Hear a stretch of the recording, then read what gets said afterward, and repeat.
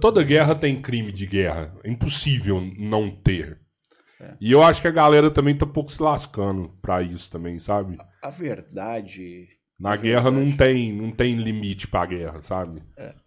A guerra, eu acho que é o lado mais cruel do ser humano. E por que a guerra é o lado mais cruel do ser humano? Primeiro, normalmente, uma guerra se dá por interesse econômico.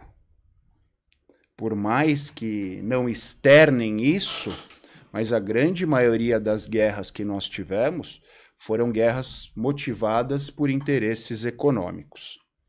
Em segundo lugar, numa guerra, a primeira coisa que morre é a verdade.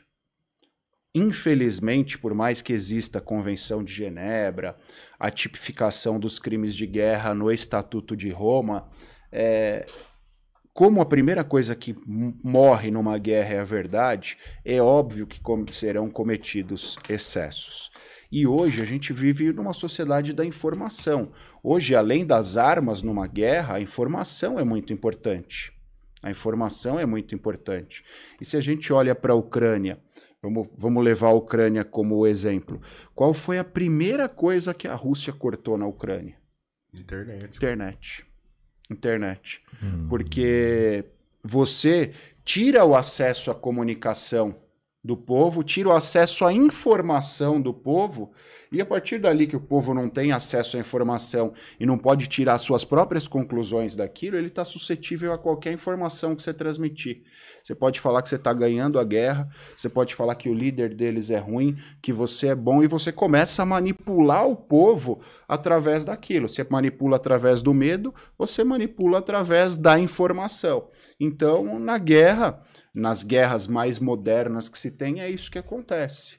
É isso que acontece. Se você for na Ucrânia, talvez a figura do Zelensky, o fato dele estar sempre vestido de militar, ele ser um cara ativo, isso ainda tenha dado por bastante tempo um certo ânimo ao povo ucraniano. Está acabando porque ninguém aguenta 1 ano e pouco, 2 anos de guerra. Isso destrói o país, destrói a economia do país, destrói perspectiva.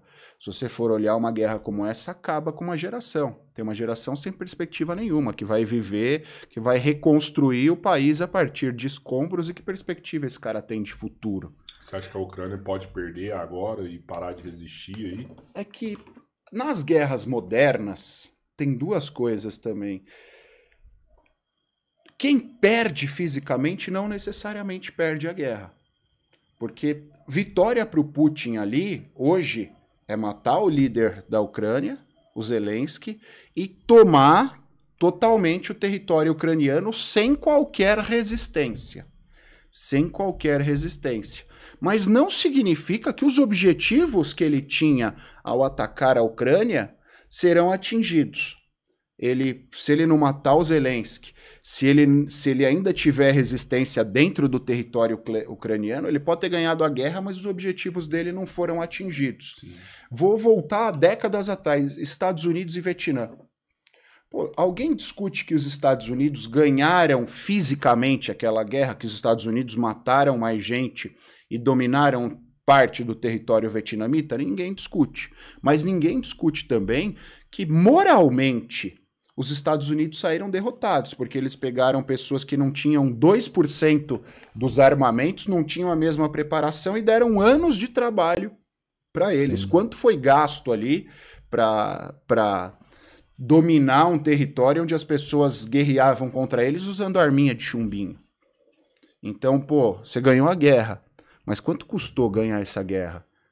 Quanto custou financeiramente, quanto custou moralmente, o que você deixou de fazer, você foi humilhado. Então, não necessariamente ganhar a guerra é uma vantagem.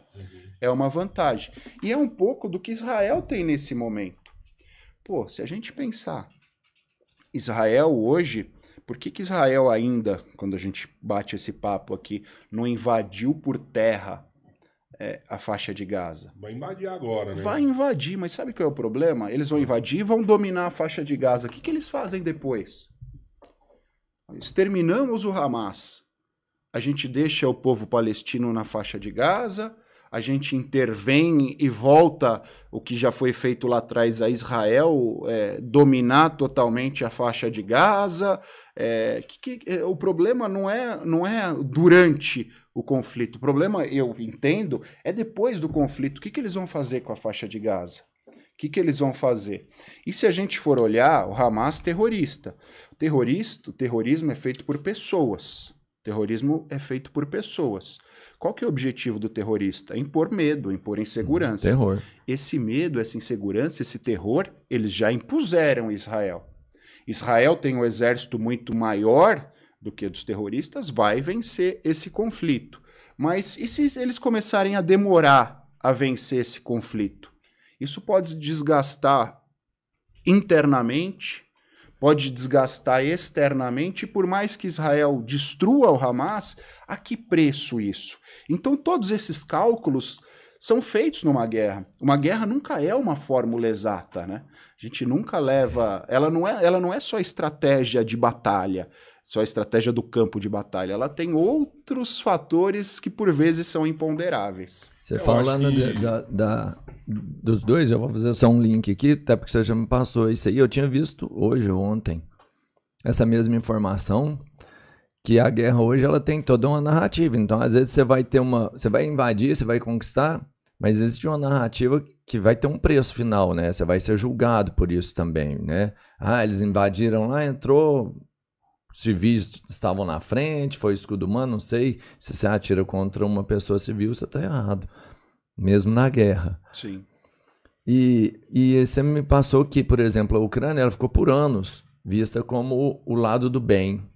E que nessa nova guerra, em 4, 5 dias, essa visão já começou a mudar. Então, eles têm que ter também vamos falar, uma prudência em qualquer ação agora, militar, porque eles já não são mais o lado do bem totalmente visto. Sim.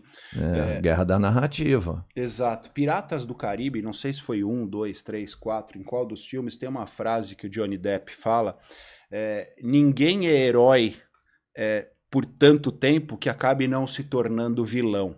Numa guerra é isso. Guerra da Ucrânia. Durante um ano e meio, todo mundo via a Ucrânia como vítima. Sim. Inclusive as grandes potências, Estados Unidos, Alemanha, França, Inglaterra, estruturaram a Ucrânia para que a Ucrânia pudesse se defender. Mas uma guerra é cara. Uma guerra é cara.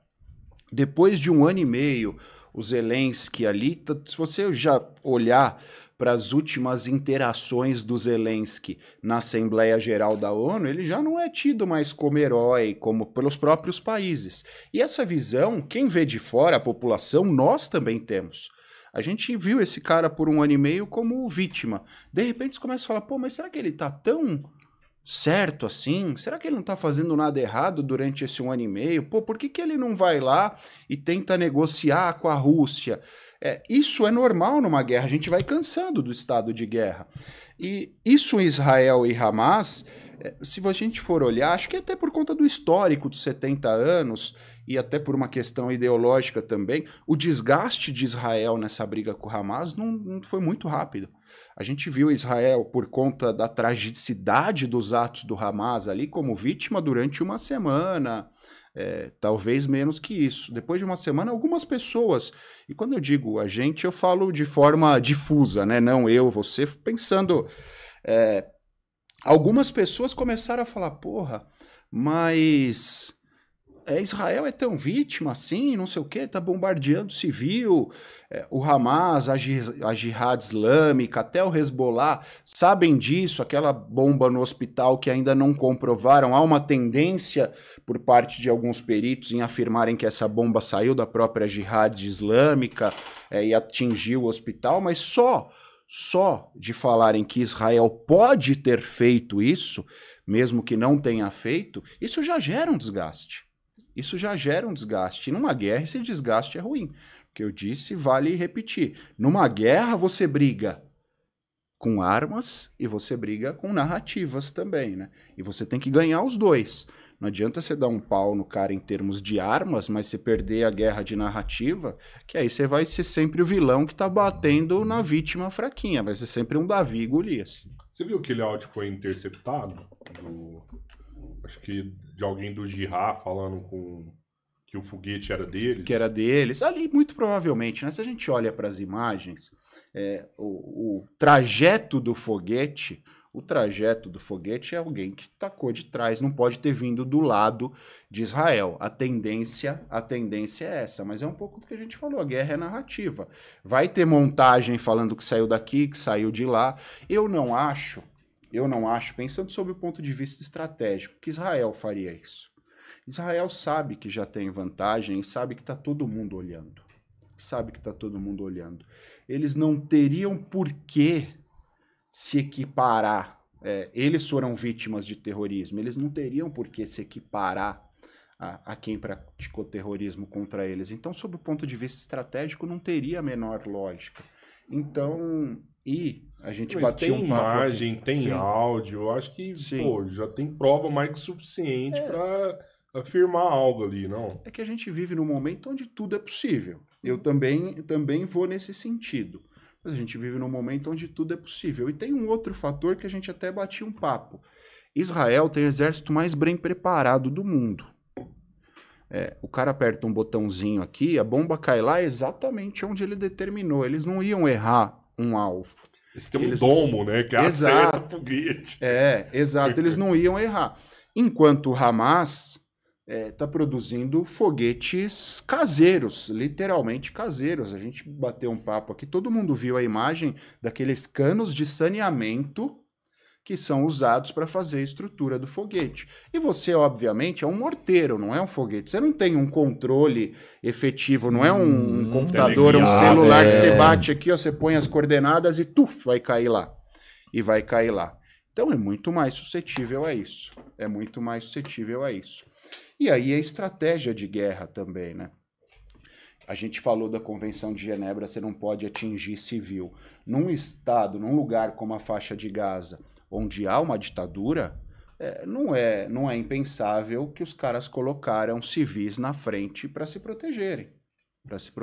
Não é impensável. Lógico que não. Então, em nenhuma guerra isso é impensável, né? Verdade seja dita.